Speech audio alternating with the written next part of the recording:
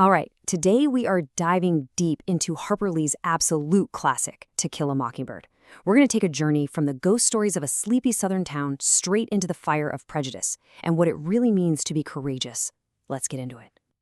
So, the whole story kicks off with its own ending, a broken arm. Our narrator, Scout Finch, basically tells us, look, to understand how this happened, we've got to go all the way back. It's such a brilliant hook, right? It turns the entire novel into this huge mystery of cause and effect. So let's set the scene. We're in Maycomb, Alabama, smack in the middle of the Great Depression. Scout calls it a tired old town where everything just moved in slow motion. But under that quiet surface, there's this whole world of rigid rules, deep, deep prejudice, and for the kids, a world just full of phantoms and local legends. And at the very heart of all the town's spooky stories is the Finch kids' neighbor, Arthur Boo Radley. This guy never comes outside, and as you can see, the local legends have turned him into a full-blown monster. I mean, eating raw squirrels? To Scout, Jem, and their buddy Dill, Boo isn't even a real person. He's this malevolent phantom, the source of all their summer fears and all their fun. And this isn't just, playground talk. Their whole summer is basically one big dare. Their mission, their obsession, is to make Boo Radley come out of that house. They try to stick notes on his window with a fishing pole, they act out scenes from his life, they even sneak onto his porch at night. For them, it is the ultimate adventure. Okay, so let's shift gears from the kids' fantasy world to the man who is the moral compass of this entire story, Atticus Finch. He's their dad, a quiet, principled lawyer. And his biggest job isn't in the courtroom, it's guiding his kids through the crazy, complicated world of Maycomb. And really, Atticus's whole philosophy can be boiled down to this one powerful idea: empathy. And he doesn't just say it, he lives it. This is the tool he gives his kids to try and make sense of a world that's filled with rumors, fear, and just plain unfairness. And this brings us to the most famous symbol in the whole book. Atticus gets his kids air rifles for Christmas, and he gives them just one rule. Their neighbor explains it best. A mockingbird is a creature that does nothing but good. It doesn't harm anyone, it just sings its heart out. So to kill one, well, that's a sin, because it's destroying pure, harmless innocence. Remember that idea, it is the key to everything.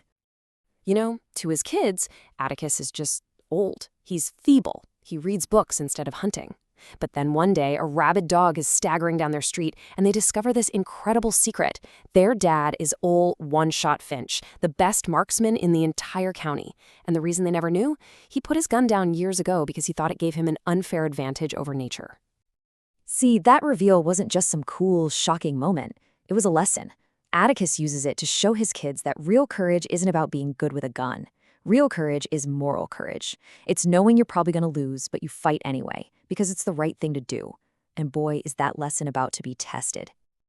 This brings us to the central conflict of the whole novel. Atticus, a man who doesn't even like criminal law, gets assigned to defend Tom Robinson. Tom is a black man who's been accused of a terrible crime against a white woman, Mayella Ewell. And it's a false accusation. And the town just loses its mind. They are furious.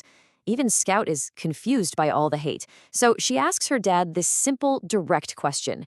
Why are you doing this? If everyone says you shouldn't, why take a case that's just going to bring trouble for our family? And Atticus's answer, man, it just gets right to the heart of who he is. He basically says that what other people think doesn't matter when it comes to your own conscience. For him, defending Tom Robinson isn't really a choice. It's a moral duty. He couldn't live with himself if he didn't. Well, the night before the trial, things get really, really scary. A lynch mob shows up at the jail to get Tom Robinson, and Atticus is there all by himself, standing guard. But then his kids show up. Jem refuses to leave him, and Scout, who doesn't really get how dangerous this is, spots a man she knows, Mr. Cunningham, and just starts talking to him about his son, about school stuff. And there it is, that simple lesson about empathy, playing out in the most dangerous moment imaginable. Scout's innocent, human conversation just cuts through all that mob anger. It forces Mr. Cunningham to see Atticus not as an enemy, but as another father. And that's it. The mob just leaves. They weren't beaten by force, but by a little girl's empathy. At the trial itself, you have these two completely different realities crashing into each other. Mayella Ewell claims Tom attacked her, But Atticus proves pretty convincingly that it was likely her abusive father, Bob Ewell, who hurt her. Tom's testimony is that Mayella was the one who came on to him, and he ran away because he was terrified when her father saw them. I mean, the evidence is overwhelming. Atticus has completely dismantled the Ewells' story. It's obvious Tom is innocent, but you have to remember where we are.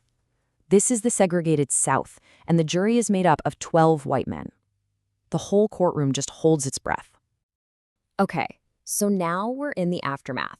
The verdict, as you might guess, was never really in doubt. And it sets off this terrible chain reaction that leads right to the story's violent, tragic ending. So, of course, the jury convicts Tom Robinson, and with his hope completely gone, Tom tries to escape from prison and is shot 17 times. A brutal, horrible end for an innocent man. And Bob Ewell, even though he won, Atticus made him look like a fool in court. He's humiliated, and he swears he's going to get his revenge. And Ewell is a man of his word. On a dark Halloween night, as Jem and Scout are walking home alone, he ambushes them in the woods. It's pure chaos, and in the struggle, Jem's arm gets broken, badly. But here's the thing. There weren't just 3 people under that tree in the dark. Jem, Scout, and Bob Ewell. No. There were 4. A 4th person, a mystery figure, came out of the darkness and saved the kids. And when it's all over, Bob Ewell is dead, the kids are safe, but now there's this huge new question hanging in the air. Who killed him? And this is where it gets so fascinating. Atticus, being Atticus, immediately assumes Jem must have killed Ewell defending his sister. He's adamant they have to tell the truth. But the sheriff, Heck Tate, he knows what really happened. The person who saved those kids was Boo Radley. And Tate argues that dragging this painfully shy, reclusive man into the spotlight for being a hero would be a cruel punishment. So he decides the official story is that Ewell just fell on his own knife. And right there, in that moment, everything just clicks for Scout. All those lessons from her dad come together. She finally gets it. To expose the gentle, harmless Boo Radley to the whole town. To thank him by destroying his quiet life. She understands that would be a sin. It would be, as she says, sort of like shooting a mockingbird. And that really brings us full circle. The story leaves us with this powerful question. Who were the real mockingbirds in this story? Was it just Tom Robinson, an innocent man completely destroyed by hate? Or was it also Boo Radley, this gentle soul who was turned into a monster by gossip?